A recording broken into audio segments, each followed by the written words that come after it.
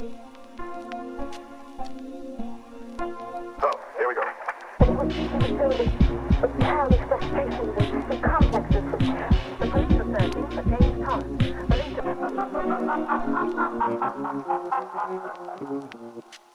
Hello. You're listening to Midnight Movie Gang. This is your host, Elsie Hine. I'm joined here by my co-host, Joseph. Say hi. Hi. And today, for those of you just tuning in, if this is your first episode, this is a podcast where we talk about kind of cult classic cinema, mainly focusing on like sci-fi and horror is kind of the central theme. And I would definitely call these movies we're going to talk about today sci-fi and horror. Yeah, definitely. They very much fall into An action. That's a sci-fi action horror. yeah, both of these categories.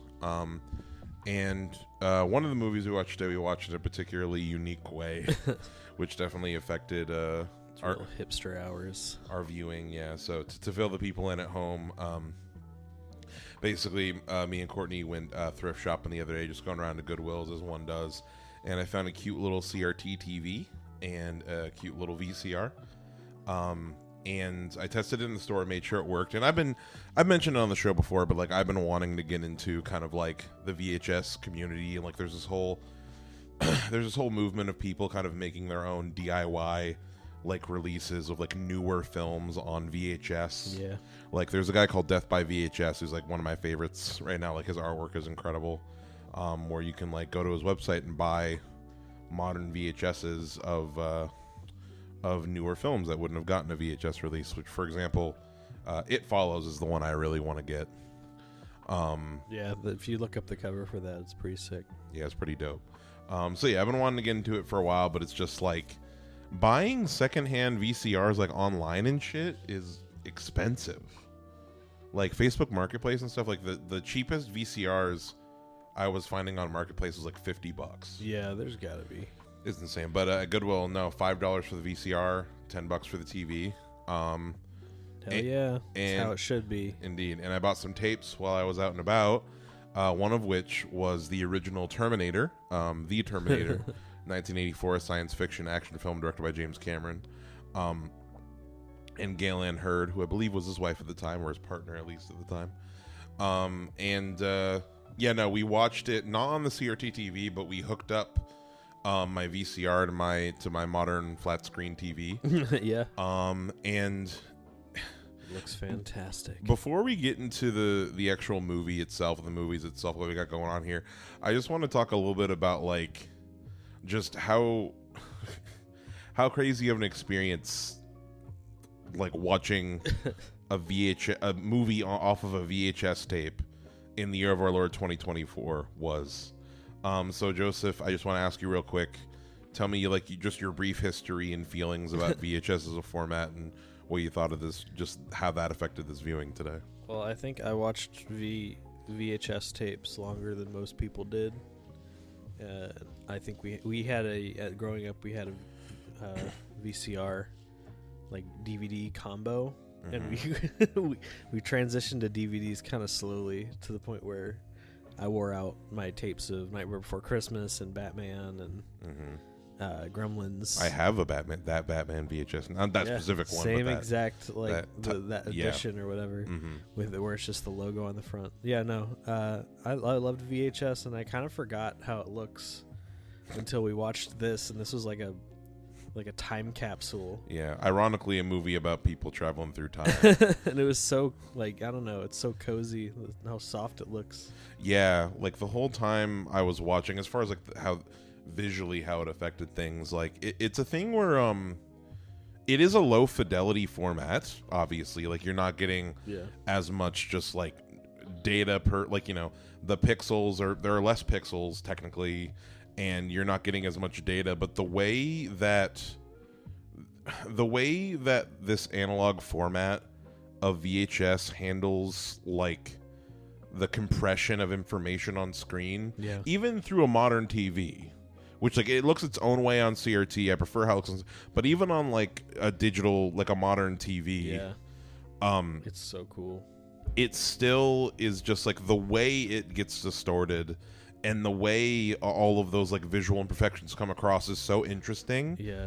And I think a big part of it was like what you were saying is that like it's different than like it's different how like lo-fi digital video is, you know? Yeah. Like a really compressed like video file is gonna look shitty in a very different way that a VHS does. I was saying while we were watching, like, I've seen this effect like attempted and replicated so many times that it almost doesn't look real when it's like the real thing. When I'm looking at right there, it's like this is an actual tape being read live on the screen. Like even even on the digital TV, like when you pause and just like the way. Like when you pause, the way that like the color little stuff at the bottom is like the tape digital is like, you know, the tape like actually shaking, you know, it's and just, like nothing like sounds like that's true like a VHS like audio. Mm-hmm. Like no, I've heard so many people try to attempt making something sound like a VHS tape, and it never does. It never sounds exactly like that. It's the warmth and the way that the high end kind of like crunches. Yeah. With the tape, and I was surprised by like how full and clear the mix on the Terminator we watched today was, like, because we listened to it there. I have a surround sound, like a low end surround sound system. It was mono. And it's a mono mix, but it really sounded great and had a lot of dimension. And like I just noticed like all of the little effects, like the Foley effects of like, you know, people going on the sidewalk and just the sounds of the city, and like it just was really balanced well with like the music and just the. I think there's also something to be said for the nostalgia factor. Yeah, no, that's probably coloring a lot of our opinions on. Yeah, that's in there too. I've got a good amount of nostalgia about VHS as far as like.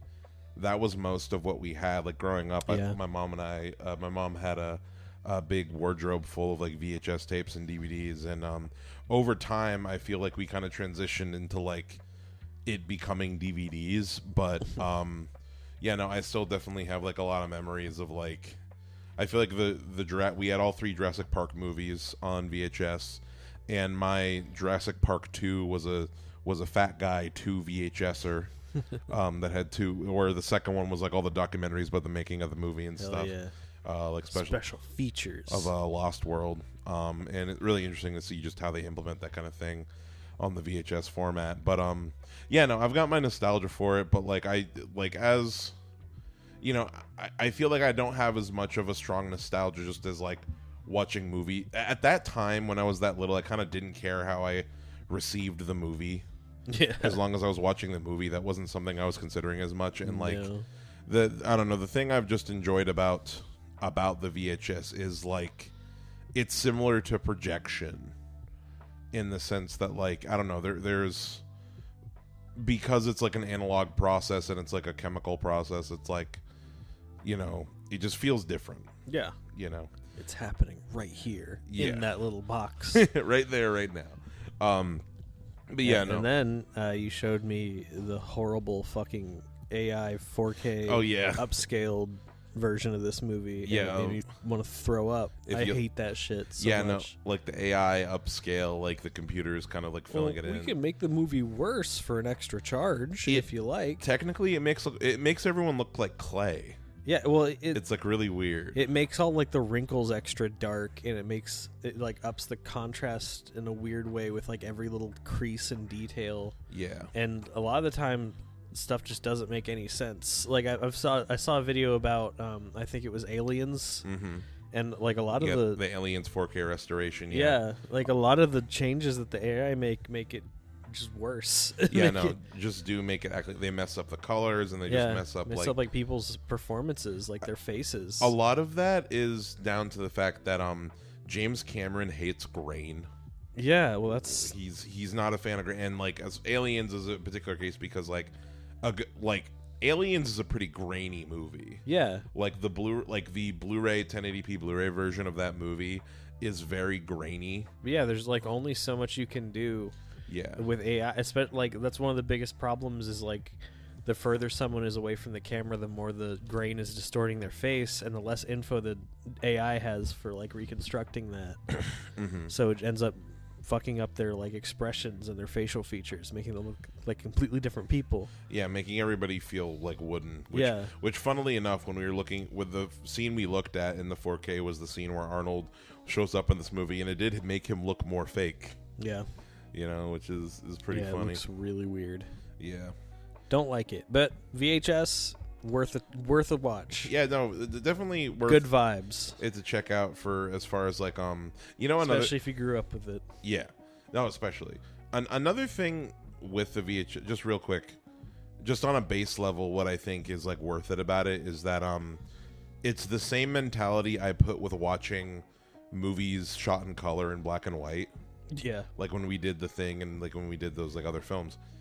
It's simply just like a new way to look at the movie. Yeah. Because something I notice whenever we have done, and like when I've like checked it out too, like looked into like black and white versions of movies shot in color, just by the nature of it, it just makes it so that you're focusing on different shit visually. That's true. Like taking away a core element of how something looks makes you pay attention more to like the texture of things, for example, absolutely. when it comes to black and white. Yeah, black and white, it makes you focus on like composition and like I feel like the sense I'm looking around the environment more, like I'm kind of absorbing with like black and white, like I'm kind of like feeling out the space more in a different kind of way, you know what I mean?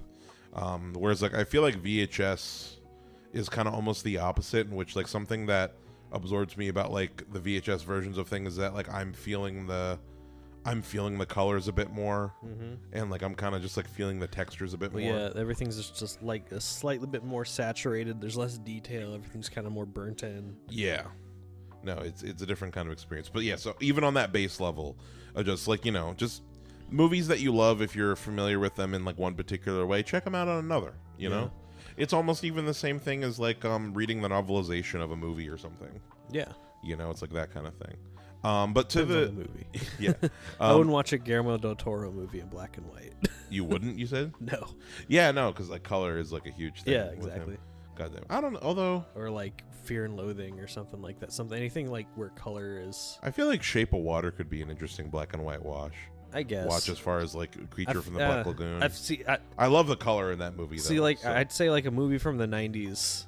Where like I don't know, color is just like so taken for granted, and like it's not like any like big budget like Terminator's a good example. Like in a few scenes, in the future scenes, everything's blue, but for the most part, the color doesn't really matter much in these movies. True. Terminator would work well on black and white, the first one. Yeah, probably. Speaking of which, that's the movie we have it on the background now, but it's like speaking of the movie itself. Yeah.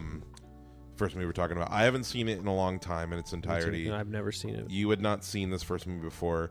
I'm curious what you knew about the first movie before we watched it this evening. Most of it. Most of like the plot, most of what happens, you knew. I think there's a reason I never really decided I need to sit down and watch it, because I'm pretty sure I've seen like most of the stuff that's in this movie. Yeah. And I knew like the premise and everything. Yeah, and like a lot of the twists and like a lot of the moments in it have kind of been like talked about in the fucking YouTube nerd sphere, Honestly, like I know that it's pretty much an objective fact that Terminator 2 is better than Terminator 1. But there are things I like way more in Terminator 1. Oh, for sure. Yeah. They are very, after just watching them back to back just now, they are very different kinds of movies. Yeah. Like I'd almost say they feel like completely different genres, really. Yeah, they do. Aliens, dude. Yeah, no, 100%. James Cameron. But sorry, yeah, no, continue with your... No, I just, I like how, like, Arnold Schwarzenegger is just scary. In that first one. Yeah, he's actually scary. Like, him like running at you through that dark alley is a really scary visual, because it's just this huge thing that's like coming to kill you. Terminator 1 is a slasher movie. It's so strange that they only did that once. Yeah. Like he works so well as a slasher villain, and then they soften him up so much in Terminator 2. It really is. It is the central element of like the core idea of like a slasher, or like Halloween, Friday the 13th. Like I've recently run through like most of those movies of like it's a big dude. Usually it's a big dude coming at you trying to kill you. Yeah. And like nothing, like that's the essentials of like what Halloween is. Like Halloween is like there's a big dude out there that wants to come kill you. And the Terminator is that, but just with like a lot of background the first Terminator is, you know. Yeah. And with a sci-fi twist. Exactly. Like the way Arnold is shot in this movie, you know, he's a monster in this first film. He's very scary. I like how he's not like trying to be funny. He's not trying to like be personable in any way. He's literally just saying what he deems necessary to say in that moment. Except for "fuck you, asshole," which is just kind of funny. Yeah, which is a great scene. Yeah. But there's that. There's Michael Bihn's performance, which I kind of want to get into as we get into the plot a little bit. Yeah. Because I think he's excellent in this movie. He is. So basically the movie starts off with you kind of get like a little preview into the future war, which we're kind of looking at here right now. In front of us. In the room. And HD. Yeah, you know, and it's funny. We're talking a little bit, not to harp back on VHS very much. This definitely was better on VHS, the future parts. Yeah. Because I can really. Yeah, so it like feels kind of boring like this. Yeah, we got the Blu-ray like going on and mute in the background, and we're in this like future scene, and you can see the effects a lot more. You can see the effects a lot better, and the like set looks a lot more dingy and small. A lot more plastic. Yeah, no, things do feel like smaller, ironically. Whereas like the blurriness of the VHS definitely hides a lot of the fakeness, moviness of it. Yeah, exactly. Yeah, that's really interesting. But it starts us off in the future, and then I'm pretty sure the first scene after we get a little title card kind of explaining Judgment Day and the basics of the Terminator. Yeah. And then we get Arnold. We kind of get like introduction scenes of Arnold's naked ass showing up at a ball, and Kyle Reese showing up in an alleyway as well. Yeah, it clearly only hurts for Kyle Reese and not Arnold Schwarzenegger. And Arnold, he's just like, he's just statuesque, and it's very interesting. We watched that movie we watched that scene today in 3 very different resolutions. And then Arnold goes and beats up a couple of thugs, including Bill Paxton. Yeah. And what did you think of this opening scene? Bill Paxton really caught me off guard. You didn't know he was in there? Well, it's just not what I think of Bill Paxton when I think of like he looks like a person that's never existed. Mm-hmm. like those 3 with guys, his spiky blue hair. Yeah, I don't even know like in the height of punk if there were people walking around that looked like that. Yeah, no, they were pretty crazy. This movie is very hardcore 80s. Yes. And Terminator 2 I think this movie 90s. is more 80s than the 80s were. Yeah, no, this is a very hyper 80s. Yeah. He's got these blue giant like Coolio spikes on his head, and this like he's made up a tire track on his face. Yeah, like Ziggy Stardust. It's very strange. Yeah, it's a really weird look. See, Arnold rolls up to them naked. Tells them like, "Give me your clothes." Then Arnold, I need your clothes. Arnold kills them. We get our first little bit of just violence where Arnold like punches through one of them, and like this dude's like his arm is just covered in his blood. Yeah, and it's pretty gnarly. Wasn't this movie like this was a pretty low budget movie, right? Oh yeah, no, this movie the studio didn't really have any faith in it, right? Yeah. One second, I can tell you in a second where I gotta lean forward. Oh God. The wiki's out. Pulled out his wiki. Yeah, budget is $6.4 million. I don't know if that's adjusted at all. Damn. They were doing stuff like they were filming without permits during a lot of the night scenes. That's funny. Like trying to film as fast as they could before the cops could show up and stuff to stop them. There was like movies should be made. Yeah, there was a lot of guerrilla kind of filmmaking involved, and I feel like that is something you see in a lot of James Cameron's like early works and like a lot of his early successes. For me, it's like this and Aliens really showcases that like James Cameron is a guy that is going to give you the best with what he has. That he is the best workman director 100% of the 80s, and now weird visionary. Exactly. Well, now he's just he's given all the money in the world because he's made multiple of some of the most record-breaking, like, highest amount of money made movies ever. Now he doesn't have to be like this gun for hire. Exactly. Yeah, he's pretty much made two of the most the first Avatar and Titanic. Dude. And Aliens and Terminator. Yeah, and Aliens. I'd say he's a hit machine. Avatar and Titanic for sure. Like, those are like the like movies that we are never going to forget. Even if like they may wax and wane. I forgot about Avatar.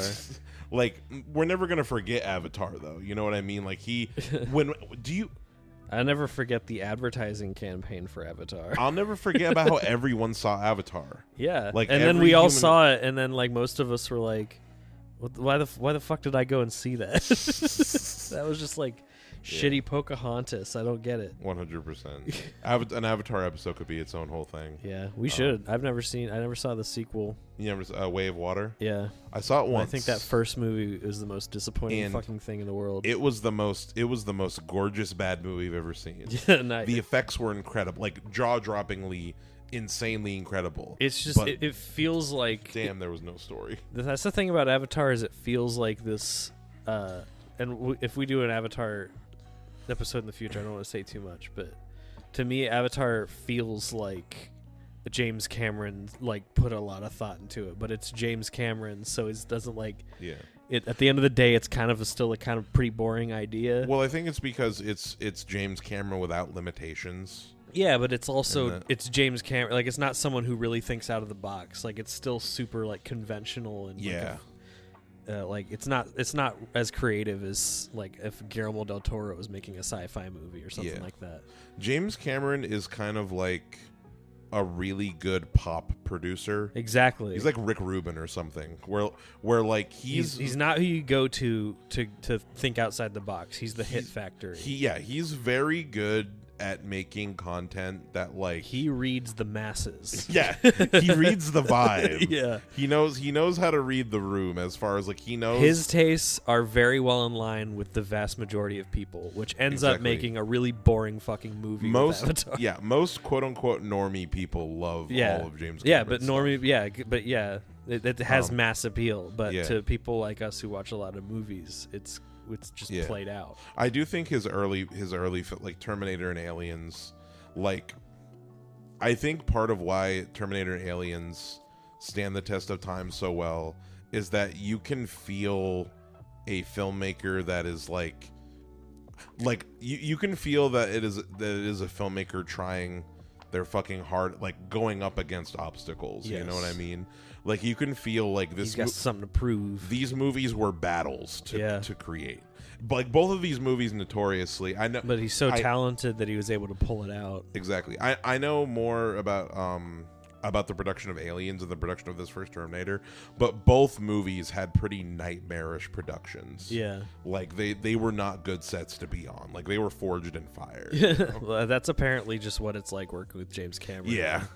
Like, you hear about The Abyss and like Titanic. Kate Winslet had some choice words to say about James Cameron's work culture. Mm-hmm. He seems like an asshole. Yeah. To be fair.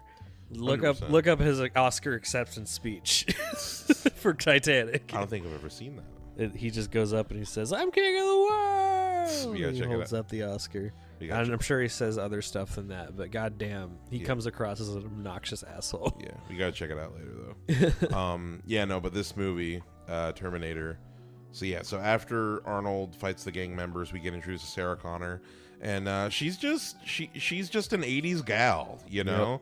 Like, she got big hair, big dreams. She's got big hair, big dreams. She's a waitress. Big lips. Big lips. She's got her best friend. I forget her best friend and roommate's name. I forget her name, but she lives with her best friend, and they're just having and they're waitresses together. Yeah. And her best friend, who's the most 80s woman that ever. She's constantly wearing a Walkman. She has giant hair. She has the giant hair. Sarah Connor's hair is pretty big in this movie, but this hair dwarfs her hair. Yeah, no, this hair is like, this hair super. And basically, we get introduced to them, and she's just like an average girl, and she finds out like through the kind of the news, which we're finding out. Sarah Connors are getting killed. Yeah, like another Sarah Connor in the area got murdered, which would freak me out. Yeah, if I found out people with my name were dying, I would probably go into hiding. That's very fair. For me, it would be after the second one. Like, one's just a coincidence. Okay. You know how playing with fire. Yeah. You could be the second one. Yeah. But yeah, she finds out the news, and then also at the same time, the Terminator is basically going down the phone book through Sarah Connors with his giant laser pointer gun. Well, we didn't even talk about the gun store scene. He gets a gun. Yeah, but it's so funny. Like, he's just like Magnum 44. this like I would like a laser rifle. Yes, plasma. The guy's rifle. Like, we got what's on the wall, man. Hey, it's just what you see, pal. That doesn't even faze the guy. It's the guy from Gremlins, by the way. Yeah, no, it's a really funny interaction. Arnold kills him. Yeah, and takes all the guns. The blue collar typecast character actor from the 80s. Yeah, I want to talk a little bit about how what's it called? How a lot of the kind of key elements of like how the Terminator movies work and like kind of the rules of the franchise are built around budget limitations of this movie. Yeah, because James Cameron he wanted to make a sci-fi horror movie. They can only travel. Only living tissue can travel through.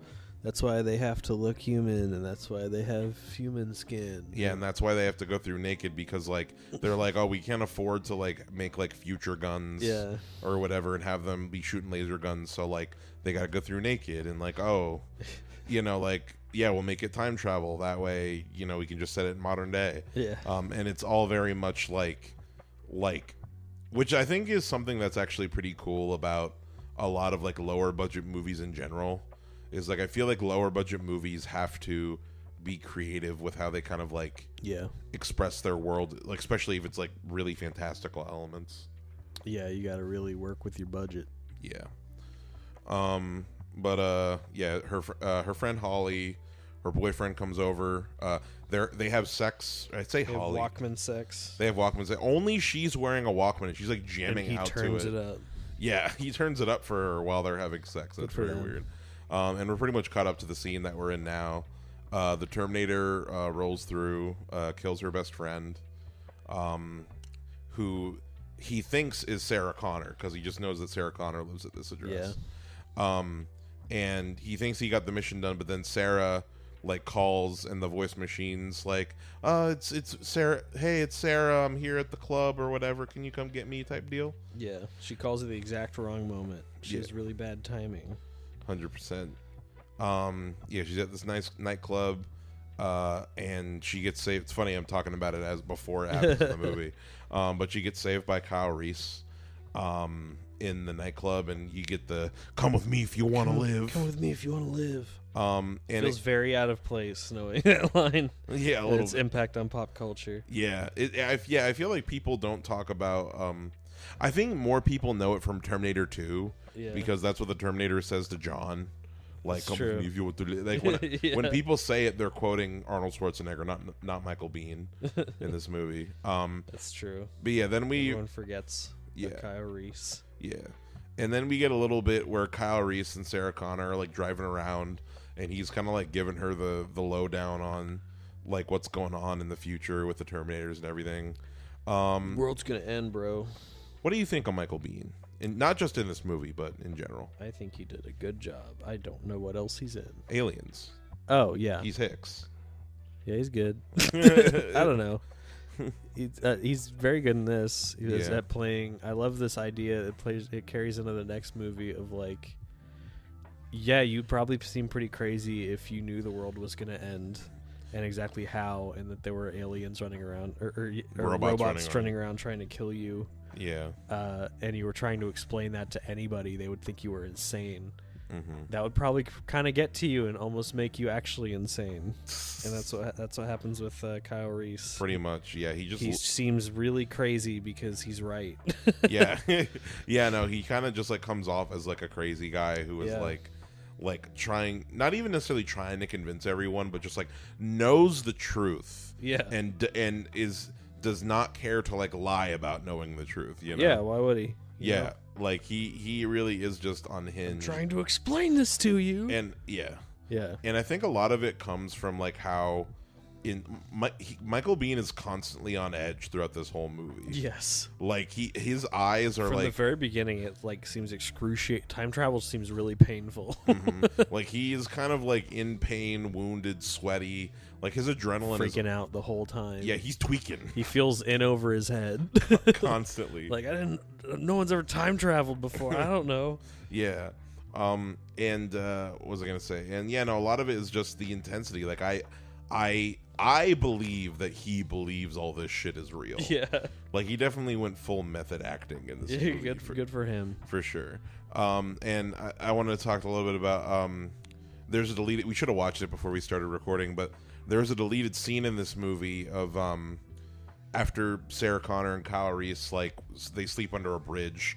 The next morning they come out of the bridge and they're like in this beautiful meadow type deal. Yeah. And there's a deleted scene where like Kyle Reese during the scene has like a little bit of a mental breakdown of like, I wasn't meant to see this, like this is so terrible, and he kind of like starts crying and freaking out and stuff. Seems really dumb. Yeah, no, like I understand what they were going for, but it definitely doesn't fit. Doesn't work with the rest of his character. Like Kyle Reese, something I like about him is that he's too broken to break like that. Yeah. You know what I mean? Yeah, no. Showing that much emotion does not do you any good in the apocalypse. Exactly. Like it feels like there wouldn't be any need for that. But yeah, and then at this point, like Lyndall Hamilton's starting to kind of like accept her role here. And what do you think in general? What do you think about her in this movie versus the second? In this movie, Kyle Reese seems more like the protagonist at the end of the day. And she gets more screen time, but she's really just kind of there to be saved by Kyle Reese and support him as a character, kind of. she's a final girl. Yes. Yeah, 100% in this movie. But whereas in Terminator 2, she is like an action protagonist. She's Kyle Reese. She's a badass. Yeah. She pulls up that mantle. Yeah. 100%. Yeah, her character goes through a complete... And she's also insane like he is, because she knows the world's going to end and no one believes her. Exactly. She, like, very much takes on that trauma in a very literal way. Yep. But yeah, no, yeah, I just briefly what I think. I think she's good in this movie. Definitely just sells the idea of, like, just being way in over her head, you know, kind of thing. I think her and Michael Biehn have pretty good chemistry as far as, like... They do. Like, I get why these characters came to fuck. Even though when you think about that, her son sent him to fuck her. Exactly. Like a normal family. Exactly. Even when you think about how weird that is, like that kind of reminds me of the other day we had some friends over and we were watching Back to the Future, the first one, because one of our friends hadn't seen it at all. Yeah. And that movie is literally about like this dude's mom wants to fuck him and he's got to convince her to want to fuck her dad. Yeah, that's the whole plot for Back to the Future 1. That was their first idea. Yeah, that was the thing. So it's like, you know, that's one of those things that proves to me it's not about the story itself. It's about the execution. Yes. People forget what Back to the Future is about. Yeah. It's about trying to get your mom and dad to have sex. Yeah, that's like literally the movie. But yeah, so what I'm saying is like the whole plot of like, oh, he literally sent his mom a dick in a box. Yep. That's like it's an easier pill to swallow. No pun intended. But there's around that scene. Around there we get and this is just reminding me in the scene we're watching now. Arnold's skin really starts like degrading. Yeah. And like his flesh starts rotting. And killed the chicken guts, as you put it. yeah, so it's in like the novelization, or like kind of you can look at like the Terminatorapedia or whatever. But the way that the Terminator's like living flesh apparently works is that there's like a weird living organism hot pocket with Yeah. an alien with a robot inside. Yeah, there's like a tiny like little flesh pocket of like chicken organs that is purely, its only purpose is to keep the skin, like the Terminator skin, alive. Starts Kyle Reese, like apparently in that scene we just saw like as we're watching, where he gets shot in the chest, like Kyle Reese shot those chicken organs directly. Yeah. So from this point on, like they don't explain in the movies, so he just starts stinking and it just starts rotting away. He in the You're movie, like, oh, I guess these things have like an expiration date. Yeah, he does just seem to start rotting like directly. Like he's got a big cut around his eye, and it's purple and blue. It's purple and blue, and like he starts stinking, like flies start flying all over him. It's fucking gross. He has no eyebrows. I love that he's smelly. Yeah.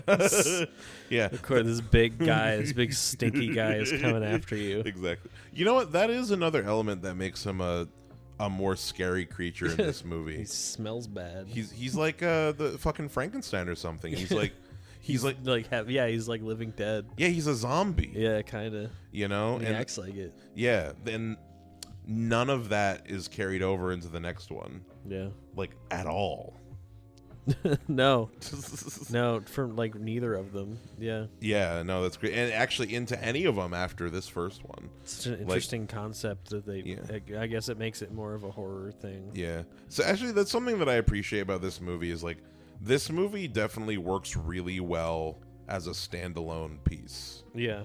Like you don't necessarily need to I feel like this movie ends in a pretty like way where like you don't necessarily need a sequel. No. Like but it's open for one. It is open for one, and if the studio wants to make some money. And boy do they.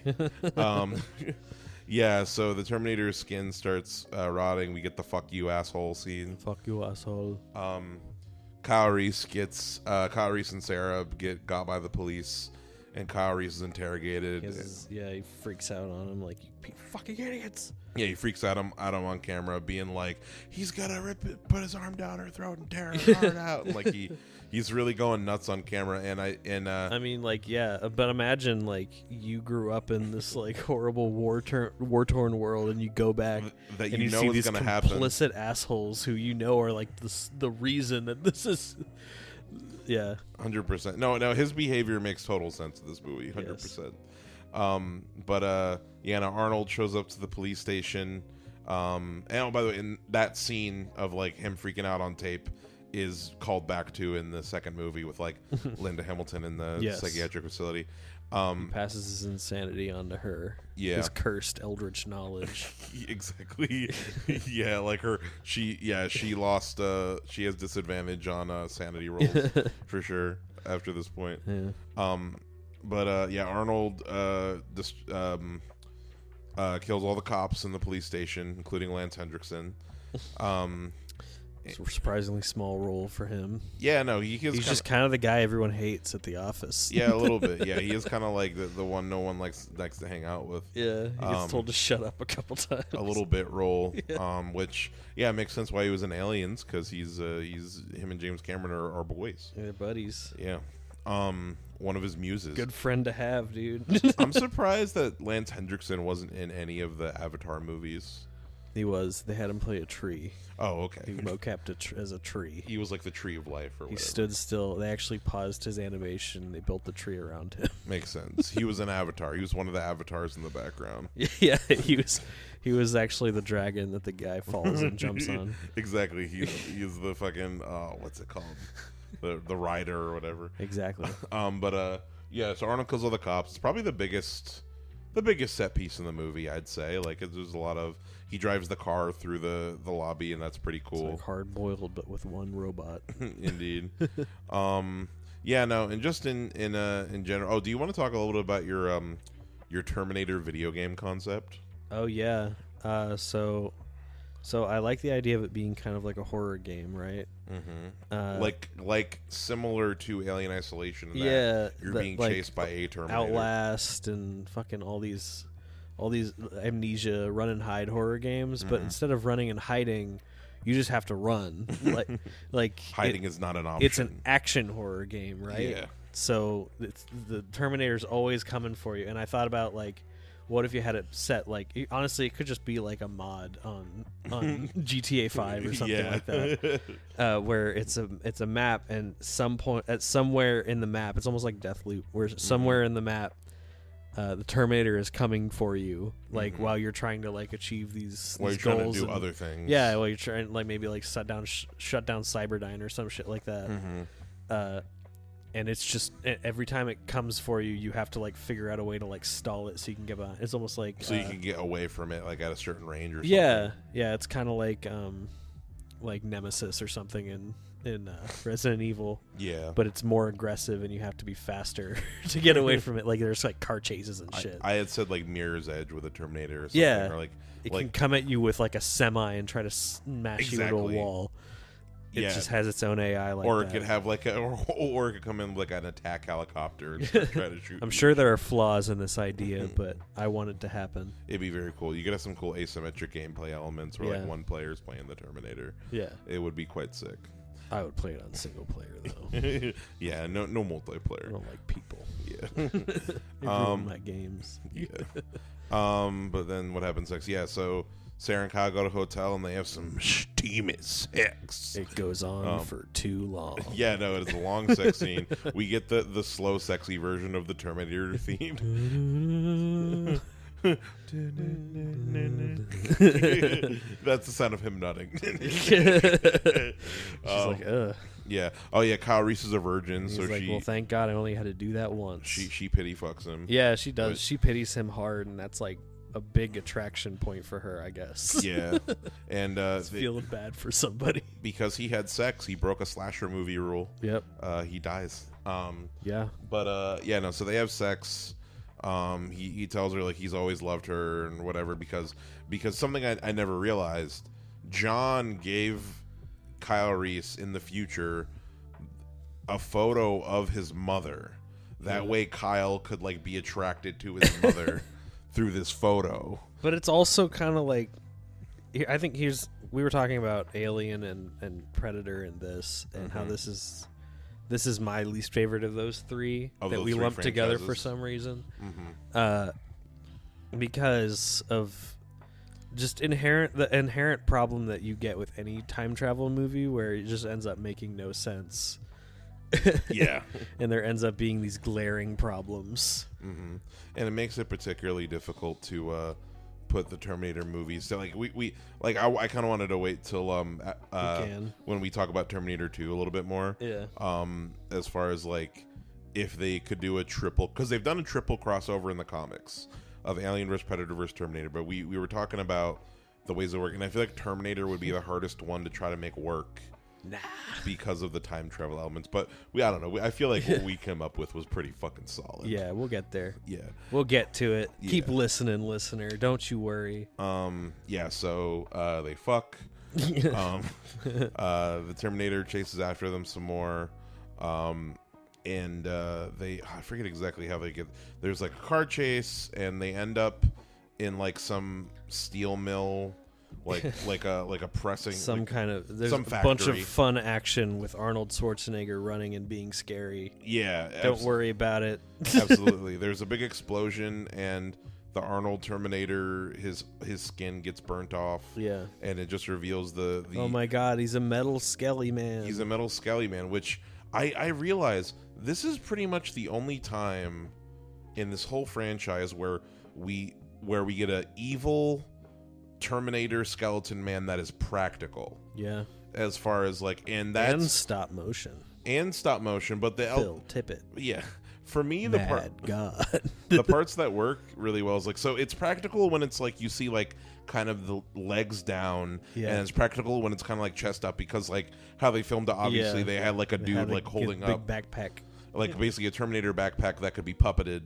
And during those scenes, I think it looks fucking phenomenal. Like, it's scary. Yeah. Like, it's kind of like lumbering through this dark factory, and like, absolutely, it's a moment like that where it's like, this franchise has never returned to this vibe thus far. No. And in this, it's got such scary potential, and 100%.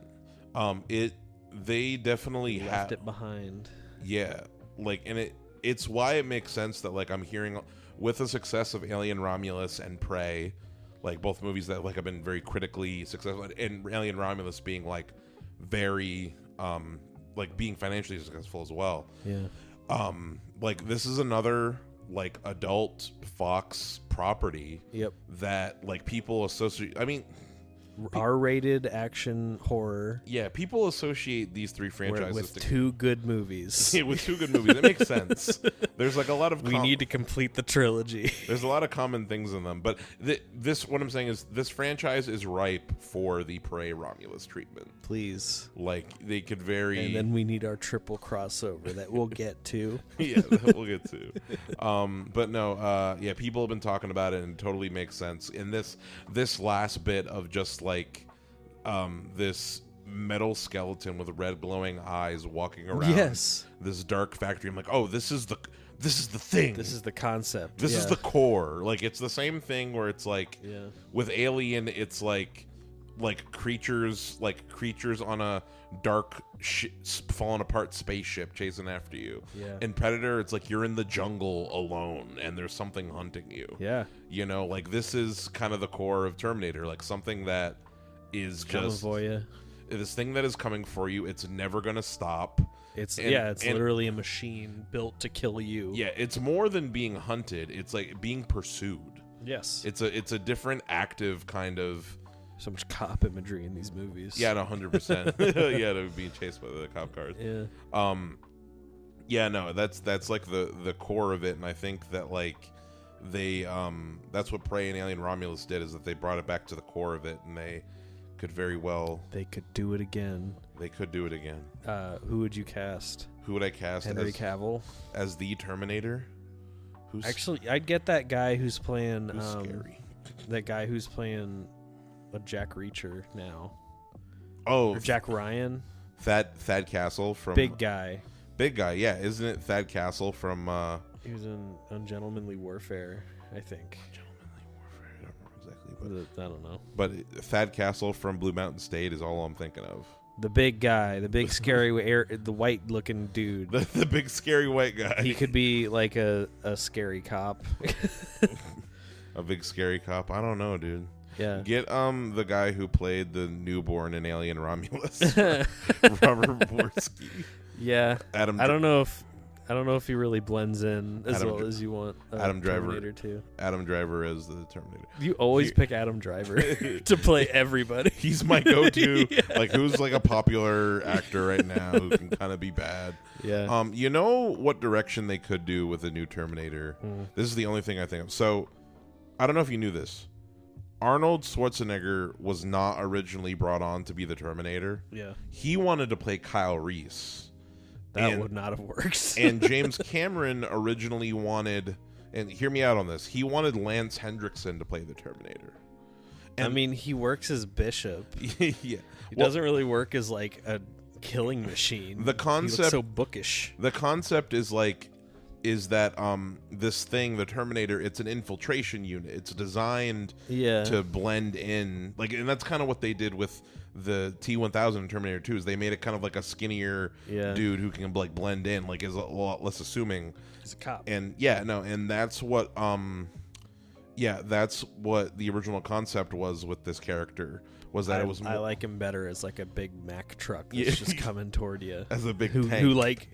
Who's not really going to turn that many heads. Exactly. Walking around at night, but he's still like, he's not quite human. Yeah. Like, he's got like, that's that little, he can't quite talk like a normal person. Something's off with him. Yeah, exactly. I like that. I like that he's not like just blending in like a mimic or something.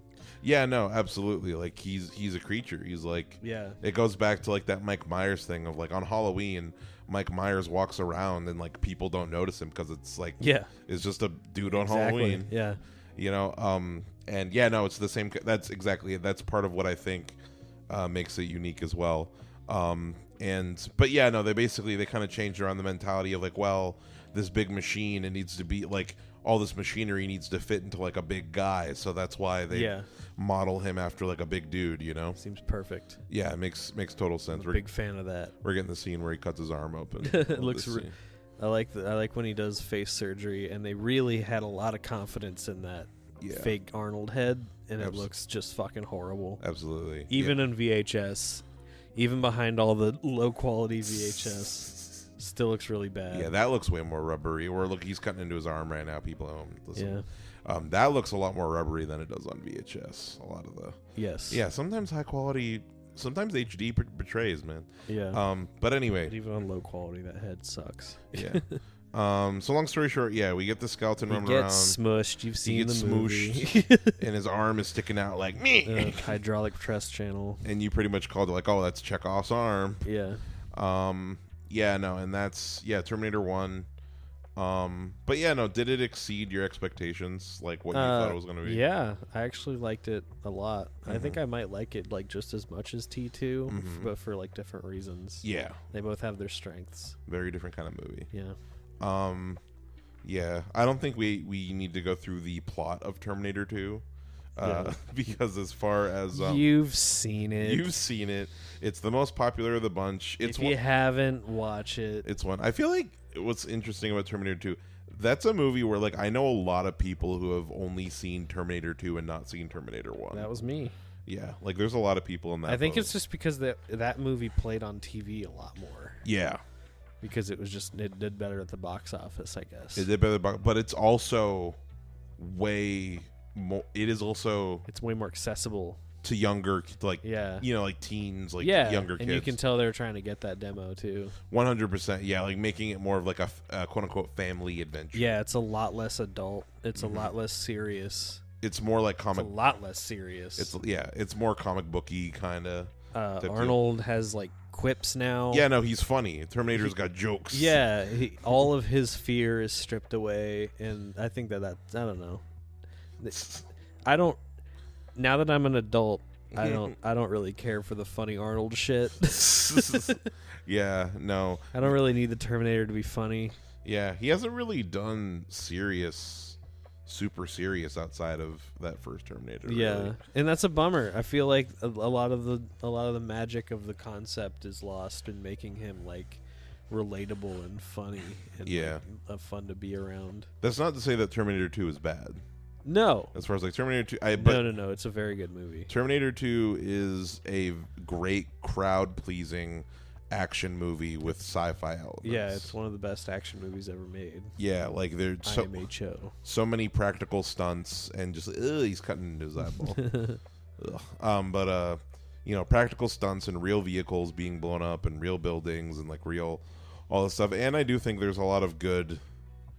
all the human characters I think are pretty great. Yeah. In this, like, as much as we made fun, it's very. I mean, that fear is back.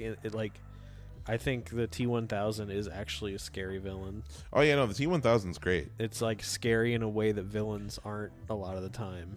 Yeah. Especially in action movies. It's not. I still would say, maybe it's because I've seen Terminator 2 so much more. Mm-hmm. But I think Arnold in Terminator 1 is scarier than the T-1000. Yeah. Just by virtue of just being this like unstoppable force coming at you. Whereas like T-1000 seems a little more intelligent and a little more like scheming, and he kind of he uses like his like mimicry and shit to like blend in, and I think that's less scary than just like this guy's gonna get you, and he doesn't really care about like how he does it. Yeah, no, we get the sense that the Arnold Terminator in this movie, he doesn't really have much of a strategy beyond like I'm just gonna go through anything that stands in the way of me and Sarah my mission Connor is to kill this woman. Is getting obliterated. Yeah, exactly. Whereas like the T-1000 is kind of like ironically it's guys caught being a detective and like tracing John down like exactly. in a more, it's like charismatic at times and like manipulating people and like lying to the step parents and stuff. Yeah, I agree. Yeah, no, like it's definitely a way more calculated, less primal. You know what I mean? Yeah, exactly. More of a psychological villain, which I feel like makes sense coming into the 90s. Yeah. Because I feel like that's kind of the advent of the quote unquote intelligent villain. Yeah. Like thinking about someone like Die Hard, Hans Gruber. An interesting villain. Imagine that. Yeah, a villain with an accent. Yeah. No, yeah, the T-1000 is scary. It's scary as hell. It's also like, I love how he runs. yeah, it's just this tireless run where his mouth is closed. He's not breathing heavily. He's just full sprint at you. That is scary. And Yeah. honestly, just a guy running at you is scary. Yeah. Like, Because like, what's he gonna do when he gets to you? You know? exactly. I'm like a dog chasing cars. I wouldn't know what to do with one. If I Dog caught it. chasing women. Yeah. But no. Yeah. Definitely different than the lumbering presence that. Yes. Yeah. The T-1000 doesn't use that many guns in this movie. No, he just uses his His- cool ass special effects. His knife hands. Oh yeah. Let's talk a little bit about the effects themselves. How do you think the T-1000 liquid metal effect holds up in this movie? A lot of people say it's like timeless and it still look. No. Some of it looks great still. Yeah. And I'm sure it was absolutely mind blowing at the time. Mm-hmm. And it's definitely like ahead of its time visually, but you know, It never takes. it looks its age. It never really takes me out of the movie in the sense. I think Yeah. a lot of the best T-1000 stuff is kind of the This is more the practical stuff. the practical tricks they do with it. Like I think about That stuff is amazing. when it's shattering at the end. The squibs, the metal squibs. Yeah, no, or the moments where it kind of like looks like the Thing, where like when Where, Arnold, where he's blown apart and everything. yeah, where he's like blown apart and like his body is split and it's just these like wiggling. Like at the end, it's totally the Thing shot. Yes. Where its head is like upside down and like it's like a big Yeah. squiggle and it's like roaring like the Thing. Those are my favorite shots. That's kind of the most. We talk about like Arnold feeling like a monster in the first movie. That's when the T-1000 really starts to feel like a monster. Yeah, absolutely. You know, the less human it kind of becomes. Yeah, you it's know? very, very not human. It doesn't even have a skeleton. Yeah. No, very, very cool. Oh, that would be back. He's walking into the police station in the film.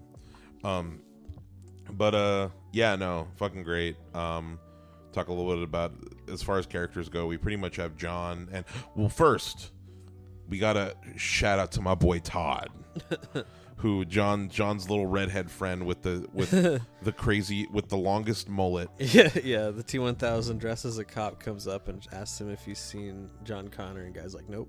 And he doesn't even hesitate. Like, nope, haven't seen him. I don't talk to fucking cops, man. Exactly, and then he like warns John like right off the bat, like, yeah, he's a real one. Fucking like, not even. Yeah, and scared. then he tries to like redirect him again too. What a homie. Yeah, and then we never see Todd again.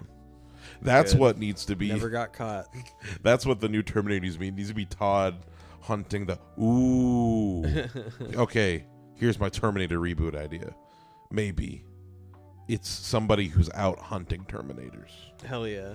Something, and then maybe there's like a human gets sent back in time who works for the machines. Oh god. No, it kind of falls apart. No, Yeah, I want the know. Terminator to be, but I'm trying to think outside of the box. Anyway, but yeah, no, yeah, Todd's cool. Todd's a homie, but yeah, John and Sarah are really the human characters that have like big arcs. As much as we make fun of Eddie Furlong, like, you know, he's just a kid, and he plays the role of a kid well in He the does sense. a good job. He's just got a funny voice. Yeah, he does have He's got a squeaky little it's Bart Simpson voice. something that I never realized is something that a reason why I think kids really attach themselves to Terminator 2 a lot. And it's something It's like made for that. it's like because it fulfills the fantasy of like, what if you had a big dude Yeah. that just had to That do has what you to said? do everything you say. Yeah, because You're like talking about like go punch a hole in that wall, go flip that car upside down. hold your leg up. Yeah. You know, which is what John does Just when he go do a bunch of stupid bullshit that pops into my head. and he's like, cool, my Cool, old man. Terminator. And Skateboards. he like teaches him slang. Like if someone comes up to you with an attitude, say chill out. You say chill, man. Don't have a cow, man. Don't have a cow. You know, and like the same kind kind of things. I'm like, yeah, if I was a little kid who had a Terminator, I'd be telling it to do all sorts of things. Like, go in that store and steal me candy. Yeah. Go walk through that wall for me. Exactly. Yeah. Like even down to we were saying like in the movie when the Terminator pulls like the big ass like fucking steel plate off the gun hole in the ground. It's just like you just got and he like just get him to do stuff for you. He carries John down the stairs and shit. Yeah, no, it's fucking awesome and like that's and then and in the same way, I feel like you really feel it at the end when he doesn't want the Terminator to die. Yeah. You know, like because the Terminator, they defeat the T-1000. Like, I have to die now. Yep. And the Terminator's like, I gotta destroy this chip, you know? Yeah. And John is like, no, he doesn't want him to go. He's like, he's become attached, you know? And there's an element a bit of like, oh, like he needs a father figure type deal. Like there's pieces of that in there, I guess. Sure. But I don't know. He's not a good father figure. He's a robot. Yeah, he's a robot. He acts like one too. Yeah. There's a cool scene. I just want to talk about this scene when he shows Miles Dyson, which actually, I guess let's talk about Sarah first a little bit. So Sarah Connor in this movie and she's a great character. Her transformation into this character. What do you think of her in this movie and how she's evolved? She is awesome. I love her, and I wish she was my mom. Yeah, she's sick. She's like she's gone from being this kind of like pulled along character to being basically Kyle Reese, like we said. Yeah. Where she's been given the horrible knowledge that everyone's going to die and there's nothing she can do to stop it. Yeah. And her sanity is like totally gone from it. But at the same time, while she's been... No one's listening. Yeah. At the same time, she's been like training herself since the last movie to become the ultimate badass so she can train John to be the ultimate badass. Yes. Like, if I'm going to teach my son to be the leader of humanity... I need to be sick as hell, too. Yeah, and he's the coolest fucking sunglasses anybody's ever worn. Yeah, like, we get introduced her in this movie, and she's like fucking... She has her bed in her psychiatric unit turned on its side so she can do fucking pull-ups from the bed legs, and she... Yep. You know, and like... She's always just doing something cool in this movie. Like she's like, the scene where like she's like stalking the gun and she's got the cigarette and the natural born killer's glasses. And she's in the dark green tank top. We're both just like, God damn, that's one handsome woman. That's a woman. Yeah, no, for sure.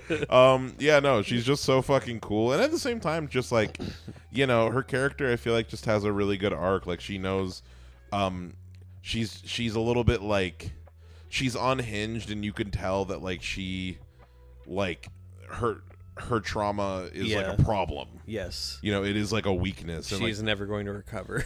Exactly. Yeah, no, and it's it's a really cool turn when she decides to go after Miles Dyson, which he's a side character in this movie. Like he's basically, his role is he's the scientist that creates Skynet. Yeah. And like his discoveries or whatever, which they have the Terminator arm from the first movie, is what creates Skynet, and she finds this out from Arnold, and she decides like to basically become a Terminator. Yeah. As far as like she has knowledge from the future, and she's gonna like use it to kill this man. Yep. And she's so... As she should. Yeah. You were kind of like, yeah, fuck it, kill him. Yeah. I was like, yeah. I don't know why you grow a conscience now. Yeah. You know what he does. Well, it's because his son comes over. Yeah. And she's like, but I have a son. Move. Get out of the way. Let me shoot your dad. Yeah. Still got a mom. Yeah. And John and the Terminator roll up. I love the shot where he cuts his arm skin off. Just to show him. Just to show him that he's a robot. It honestly is the most efficient way to just get everybody up to speed. Yep. Look at it. There I'm it is. a robot. Look at this cool ass effect. He's like, listen to me very carefully, because it's one of those things like, because you're seeing this, you are going to believe every single thing I say. Yeah. It's a great effect. We get Linda Hamilton sitting on the kitchen counter with the cigarette, and her hair's to the side, and Yes. Yeah. Agreed. Yeah, great look. We're at this point. We were We're saying both like, holy shit. in the Alien vs Predator vs Terminator, we need Sarah Connor and Ripley to be the most powerful lesbian couple that's ever existed. to be the most powerful ship. Let's do it, folks. Yeah, no, but yeah. So I said we weren't gonna break down the plot, and we're kind of just It's fine. yeah. Basically, as far as like You've seen it. you've seen it. I feel like something. Get down. One of the big, I don't know if I call this a complaint, but this is the section of the movie where like I always remember there's this big part where like I feel like we don't see the T-1000 for a while. Yeah. Like after the psychiatric hospital escape, we don't see him till the end Yeah, what's he doing? of the movie. Yeah, like What's he out there do? He doesn't have to like repair himself or anything. No, he's just like looking. Guess he's just looking around for him. It just takes time. He has to figure out they're going to He's Mexico. gotta follow his leads. Exactly. But yeah, no. So like the T1, they break into Cyberdyne. The cops show up. Arnold shoots them all with the minigun. Doesn't kill anybody. And yeah, there's the Hasta La Vista baby scene where there's a great effect with the T-1000 when like gets covered in liquid nitrogen. Yeah. And he's freezing as he's walking. Yes. You know, His limbs break off. and his limbs break off. And he looks genuinely shocked at his broken off arm. It's like the only time What? he shows real emotion. It doesn't work. It doesn't make It any bothers you. sense. Yeah. Why would he do that? Yeah. Whoa, my arm. That's crazy, man. Yeah, no, and then the Terminator gets hella fucked up by him. And once again, the makeup looks, you can tell the budget was higher. Like, the makeup they have on Arnold to show his, like, robot skeleton below looks great. Yeah, no, in the Yeah, it's great makeup, great effects, mhm. clearly higher budget. Yeah. We have my favorite part with the big truck jump. Oh, yeah, the big truck early on in the movie. It fall, go boom, really good. The thing I love about that scene is that there's so many shots, like stunt shots of like Arnold on the bike. Yeah, where it's clearly not him. It's just so clearly not him. No, yeah, we have that in the LA River. Yeah. The T-1000's driving this big flat front truck, and so it's basically just a big wall that's running toward John Connor On his like little teeny motorbike. Yeah, and Arnold's got the fucking shotgun that he can Flick around. It's my favorite. It's so good. My favorite scene. Yeah, all the video game. Yeah, the fact that they haven't made like a good Terminator video game like that really. I heard Resistance is good. Yeah, you can go check it out, folks. Check it out, I guess. It's too expensive right now, but wait until it goes on sale. Yeah. So Alien vs Predator vs Terminator. Real quick, I just want to talk about the fact that so we're getting, as far as the content of like, we're getting two new Predator movies apparently. Weird. There's a direct sequel to Prey is in production. Not necessary. And they're making a new Predator spinoff that all we know about it is that it's called Badlands, Predator Badlands. And it's shooting in New Zealand. It's shooting in New Zealand. It's not a Western. It's from the same director as Prey, Dan Trachtenberg. I have a bad feeling it takes place on an alien planet if they're shooting in New Zealand. Really? Yeah. Well, would that be a problem? We can go back to being on like an alien planet. I guess Predators can get a sequel. Yeah.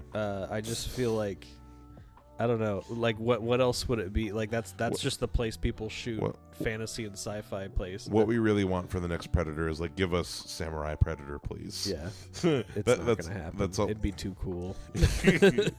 I feel like there's hope. There's a threshold for cool in the real world, okay? And that does not clear it. That would be too cool to actually exist. Too cool to actually exist in this world. This world sucks. You get used to it, buddy.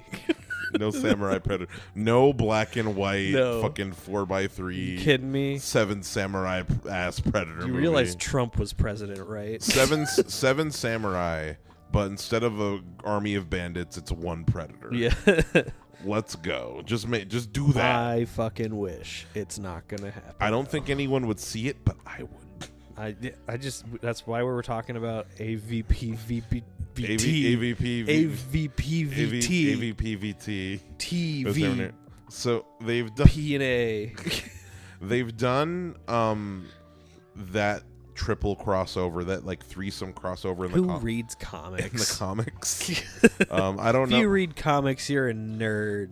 That's okay. I don't know how well it was received necessarily. Yeah. It's actually a continuation of the Alien Resurrection. Like clone, Of course it is. Clone Ripley and Winona Ryder are in the are kind of like the main quote unquote human characters in the comic. Good. But yeah, no. So like the basis of like I forget all the exact, but the basis of our AVP VT concept is like is fucking so. It's an alternate timeline off of Terminator 2. Yeah, this is not going to be canon in any of the three franchises. This is a pocket universe. It's going to be its own. We can make our own goddamn rules. It's going to be its own thing. So like the Terminator cryo freezes at the end of Terminator 2. The Terminator puts Sarah and John into cryo sleep. Yeah. So that they can help fight the war in the future against Skynet. And during that time, Cyberdyne and Weyland-Yutani form a merger. Yeah. Weyland is now like a subsidiary of Cyberdyne. Yeah, pretty much. But my idea was Cyberdyne has like cybernetics enhanced the alien queen to mass produce aliens to fight for the Terminators. To fight for the Terminators. Because capturing resistance members and using them as like an alien farm. Yes, pretty much like the Matrix, but like instead of using them to like make humans to make electricity, now they're imagine using them to farm aliens. Imagine an alien race seeking out the perfect hunting ground for 3 of the universe's most dangerous predators. Damn, you know what? That kind of is a better concept of like, hold up, because the concept in Alien vs Predator is that the predators are using human bodies to farm xenos, right? Yeah. That concept, but it's like a whole farm. Like the humans are being forced and like literally rounded up like a farm. It's like Half-Life 2. So much scarier than it being like we are sacrificing like early human that. Yeah, no, but so as through some kind of turn of events involving these 2 hot women, so the resistance uses the Terminator hunting, or the Predator hunting the Terminators and the aliens to their advantage to push back and and maybe shut down the farm. Who knows? Yeah. And my idea was, it was a stupid idea, but they would probably do it where the Predator and whatever human companion it has, Dutch is there. Yeah, it's very confusing. Arnold Schwarzenegger, and that's why I think it would be great. So like Dutch and Sarah Connor would run across each other, and Sarah would think that Dutch is a Terminator. Yeah. So they have like a little fight scene, and then she's like, "Wait, you're human." And then but yeah, the Predator gets incapacitated in the alien queen's lair. Yeah. And self-destructs, but I'm sure that's already happened in the movie. I just forget. We get all sorts of like Cyberdyne. Because you know what actually kind of makes sense, because with the whole chicken organs in the Alien universe, you have Terminators that have xenomorph organs. Like they have xenomorph parts in them. Yeah. So like they have acid for blood. That makes them even more dangerous Terminators. Yeah. I mean, just imagine, like, we were just thinking, like, man, the Terminator always gets battle damaged, and you see its underlying skeleton. Yeah. What's better to do that than acid blood, you know? Exactly. Like, there's a triple fight between a Predator, a Xenomorph, and a Terminator. Yeah. The Predator cuts, like, the Xeno's tail off, and it sprays all over the Terminator. Yeah, and then it swings its blade at the Terminator, and the Terminator puts up its arm and blocks the blade with its metal skeleton. And its metal skeleton just melts. And Wolverine's there. And it'd be so cool. And then Deckard from Blade Runner shows up. He's there. Well, he turns to the camera. He's like, "Damn, this is crazy. This is nuts, huh? I never thought something like this would happen. This is crazy." And then the credits roll. Yeah, I do think that, like, Sarah Connor and Ripley both, like John Connor and Newt get taken to the alien Terminator hive, and, like, Ripley and Sarah Connor have to, like, army of two their way through the They need hive. to be involved in some capacity. We just haven't worked it out yet. Okay? Exactly. I like co-op type, like a co-op type, like you play as Sarah Connor and Ripley, Oh my god. like fighting Terminators and aliens. Don't even like, say it. I just get it's that fucking. Speaking of James Cameron, it's the Avatar syndrome where I'm imagining a world I'd rather live in and I can never live in it. Yeah. But in all actuality, they would have such good chemistry too. They have such different personalities. yeah, they have such different personalities, but they both have like such There's so much severe trauma, traumas. but then they're so capable.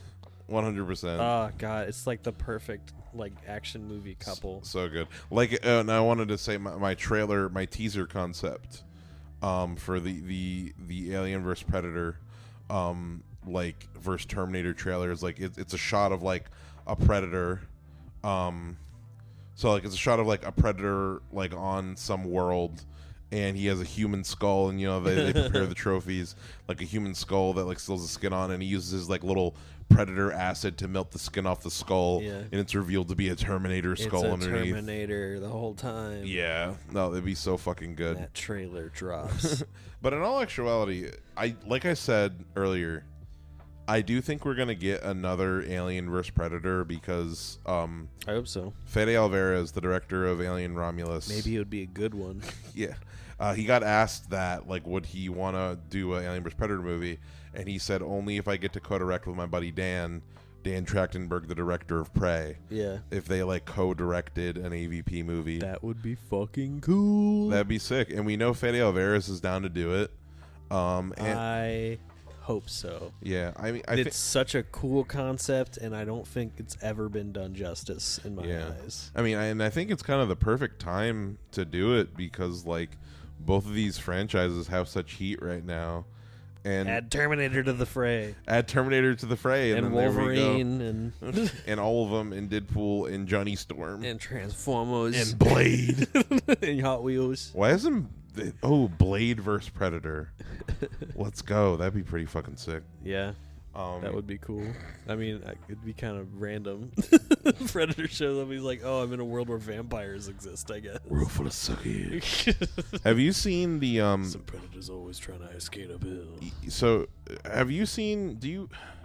Have you watched any of the DC like animated movies? No. Like DC's got a line of like straight to video animated. There's a lot of them. Yeah. There's I've a lot heard of some them. of them are pretty good. Some of them are pretty good. Some of them are rated R. I just don't like the animation. I don't think. There is one. You're gonna be like, no way, it's actually good when I say what it is. It's Batman versus Ninja Turtles. I've heard of that. And it's actually there's a fight scene between the Shredder and Batman. This is where I watched my parents die. Raphael. It's pretty sick. There's a scene where like the MacGuffin in the I'm spoiling the movie.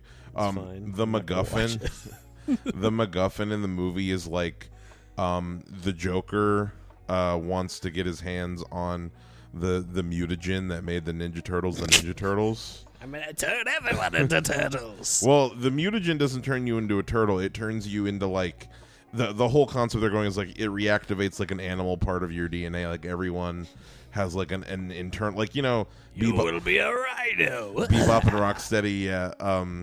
So he turns into an aerosol and sprays it all over Arkham Asylum Oh, in the God. movie. So like Killer Croc becomes just a regular crocodile. So they do stuff like Harley Quinn becomes a hyena. Okay. Fucking Are you sure this is good? Mr. Freeze becomes a polar bear. This sounds really goofy. Scarecrow becomes a scarecrow. Cool. Everyone just becomes their thing, but literally. Bane becomes like a big like tiger thing. I would think he was gonna be like a teddy bear. Bane. Yeah, because these guys a teddy bear. Okay. I don't know. It's actually really good, but yeah, no. So the crossovers could happen. Maybe an Alien vs Predator like animated. Listen, now is the time to do crossovers. Yeah. And I don't want just Marvel and Marvel. I want the most off the wall shit. Like I want like Blade Runner meets I don't know, fucking Ted. Give it all to me. Just the craziest shit. I want to see it. I just love the idea of like characters from different franchises meeting each other. I think that's neat in my head. Yeah, it's always It's never as cool as I want it to be. Yeah, but I want people to try. Very rarely is it. What do you think? What's the best crossover? It might just be Alien versus Predator. I've never seen Freddy versus Jason. Freddy vs. Jason is pretty I don't fun. consider any of the Marvel shit a crossover at all because it's all just from the same company. The Godzilla vs. Kong stuff, you don't think That's good? pretty neat. I think that's good. I think that's interesting because they're just two kaiju that came about like independently of each other in history in like completely different sides of the planet, and then they just decide like, hey, they're two big monsters, why don't we just make them fight each other? I think that's a cool idea. Yeah. And I think like, you know, the Universal stuff's neat too. Yeah. Yeah, I don't know. I don't think it's ever been done like super well though. Yeah. And I think it's kind of just a hard thing to do because, you know, you have to like make certain concessions. You have to try to make everybody happy. Yeah. There are I certain want people to try. Yeah, it's tough, especially because if we're talking about Alien vs. Predator, there are key things that people love about both those franchises that you have to kind of like equally involve. Yeah. You know, and Terminator to like satisfy everybody. Yeah, Terminator makes it kind of extra tough in the mix, because the sex scene is happening. It's distracted. It has distracted me. It's I hate it in HD. I want it to be blurry again. It is an uncomfortable sex scene. It is very uncomfortable. It they goes don't on too seem long. happy at all. They're both like frowning. It's like stressful. Yeah, like a lot's going on. She's like, yeah, it's rough. Anyway, what's what are we talking about? what props do you want from? Pick a prop from each from Terminator 1 and 2. I have to pick one from both. One from each. Yes. Oh shit. Well, T1, I'll take his giant ridiculous sunglasses. That's pretty good. They are pretty big, bulbous 80s sunglasses. They are absurd. Yeah. And they're funny. Mm-hmm. And T2, I want the shotgun. I want the swing around prop shotgun because I want to walk around my apartment doing that. The swing around shotgun. It's not real. It's just made for me to flip around and act stupid with it. That's pretty good. It's like a big fidget spinner that I feel cool with. That's pretty good. How about you? I want from Terminator 2 the robot arm. Nice. In the lab, the original, the OG. You just want to put it on your shelf. Yeah, just In put a it on big my dome, shelf. Big glass dome. Exactly, put it on people in the same. In the same way, I also want like a face hugger suspended in liquid. Yeah. Like from Aliens. Yeah, I agree. Same kind of deal. And T1. T1. What is some iconography? See, it's a hard question. Yeah, it's slightly harder. It's slightly harder. Fucking Kyle Reese's Nike shoes. They do look pretty cool. His 80s Nikes. 80s everything. Yeah, 80s over actually, or maybe Sarah Connor's roommate's Walkman. Yeah, that's not bad. That could be fun. I don't think you ever even. Yeah, I guess you do. You see her headphones more than the Walkman. Yeah. But yeah, no, it's Terminator movies. Maybe I think Terminator 3 would be a really good movie to do a yeah, a commentary. A commentary, or Terminator Genesis, because Genesis is kind of like a soft remake of Terminator 1 and 2. What do people think about Salvation? Is it considered like awful, or is it like watchable but like not great? It's kind of mixed things as far as I've always loved the concept of it. It's a little. I think people don't like one. I think they don't like how serious it is, and two, and this is kind of the biggest thing. The future war looks nothing like it has been depicted. In other Terminator content. Yeah, I feel like. Yeah, I think that's what people really like about that Terminator Resistance game. Is it gets the aesthetic right. 1-to-1 replicates the aesthetic of the future in these movies, first two movies. Yeah, because the future and the future war in this. Blue. Yeah, very blue with like kind of some laser guns, a bit more like kind of retro futuristic. Whereas like the war and how it's visually depicted in Terminator Salvation is kind of like just like gray, and it looks like Book of Eli or something. Yeah. You know, like it's kind of more. From what I've seen from the arcade game that's in every arcade for some reason, it's a lot of sand. It's kind of more generic. It's a lot of beige and orange. Yeah, it's kind of more of a generic apocalypse. There's one cool scene where John Connor, like Christian Bale as John Connor, is fighting a Terminator and like a downed helicopter, and he gets to like shoot it in the face with a helicopter gun. Cool. And it's like real That intense. sounds pretty cool. Yeah, no, it's. I probably wouldn't care how serious it is. Yeah. I mean, unless it's just really stupid. Yeah, I think Salvation might be the more fun movie to do a commentary on, so we'll do that one. Okay. But yeah, this has been our reviews of Terminator 1 and 2. VHS review of Terminator 1. Definitely watch it on VHS. We're the sound. Did you even talk about the sound? I did talk about the sound and how amazingly warm and present the mono mix on the VHS. I didn't fully get it until now. I feel like it's pretty cool. Yeah, no, it's neat. I think at the end of the day, the thing I find most interesting is just a unique way to look at the movies you like, and in some cases, like Pet Sematary, when we watched the other night on VHS, I had never seen it before. Yeah, the original. I thought I had, but I didn't, and it was a cool way to kind of watch it because there's also something nice about the idea that like with a lot of these kind of like horror movies or like movies that got big outside of the theater, like Tremors. I'm gonna look for a Tremors VHS. Yeah, that's the way that most people grew up watching that movie. Yep. It was like on cable or like you rented it. You watched it in 4:3. Yep. You didn't watch it at all. You watch it in 4:3 on a fucking CRT screen, and that's like how most people remember the movie. And it's something to be said about like revisiting a movie in the way that most people received it, and that's just interesting to me. If you can find one for cheap, get you a VCR.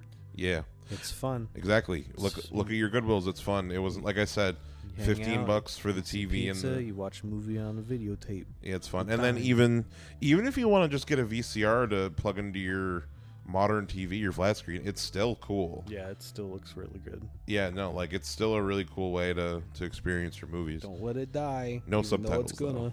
Yeah. I mean, I don't know. I think we'll see where it leads. I mean, fucking cassettes are making a comeback right now. That's true.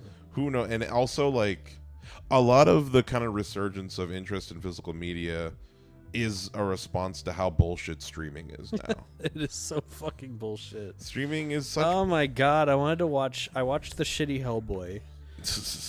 Which was even worse than I thought it was going to be. Mm-hmm. Like, dude, that movie fucking sucks, by the way. Yeah. I don't know if we're ever going to do an episode on Hellboy, but that movie fucking sucks. But then I was like, oh, I want to watch the good one. I want to watch the Guillermo del Toro, like the first one.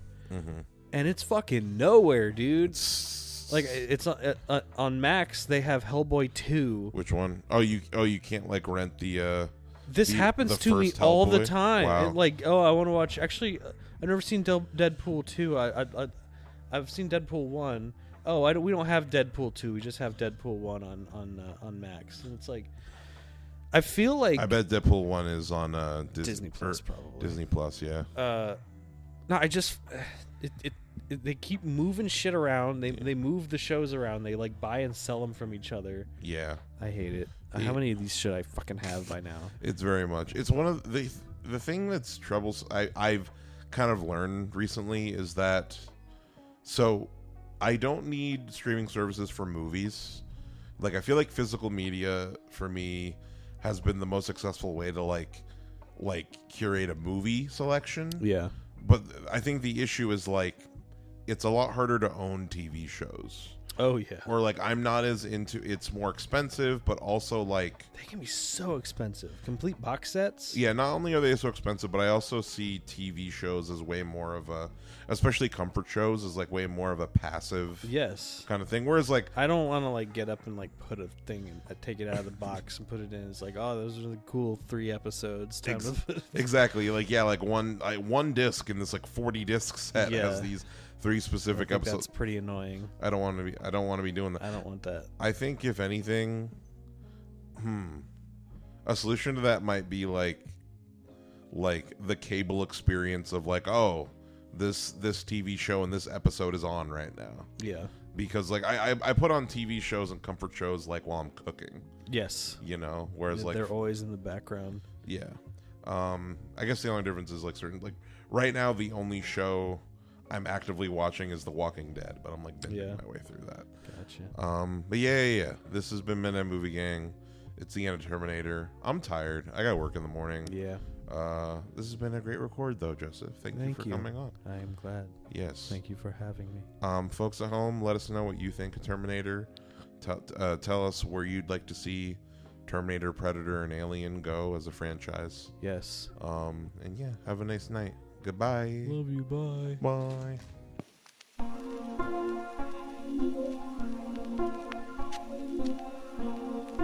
So, here we go. It was filled with child expectations and complexes which the police are searching for James Thomas, believed to be the lover of Dave Williams, and her partner in the horrible murder of Walter. Grant everybody that I'm here to hold on. Oh, please tell me where they've gone. Please tell me. Sorry, I don't know. How long did you leave? How could I got in here? 3 tickets to Albany on 6 o'clock train tonight. What do you think? Special agent, special agent.